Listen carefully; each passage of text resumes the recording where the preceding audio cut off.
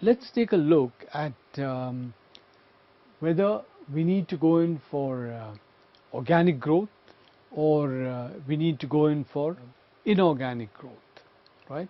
When we are looking at strategic options. Now, what is organic growth? Organic growth means that we are growing in our own business area, or rather, even if we enter a new business area, that growth is going to be managed entirely by growing within the company. Right? It's not going to be by acquiring expertise from outside. Now, organic growth has positive features. For instance, learning is better internalized. Right? When a chemical company decides to go into, let us say, a completely unrelated area like the manufacture of engineering products. Okay? Now, if it were to do this by first setting up a small company, a small engineering company, building up its own cadre of staff, and then slowly expanding, right?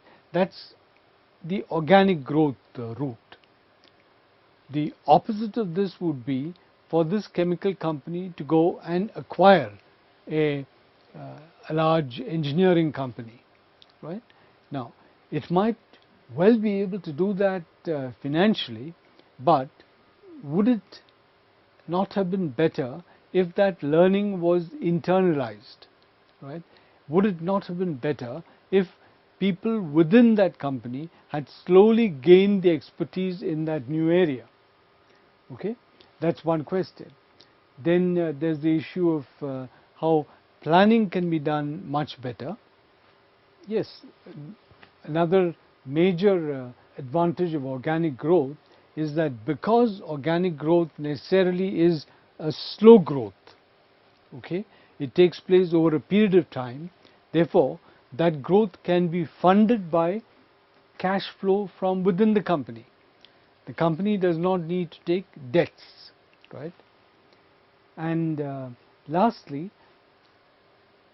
all cultural conflict is avoided because it's the company's own people who are entering a new area, and it's the company's, it's people who are growing within the company's culture.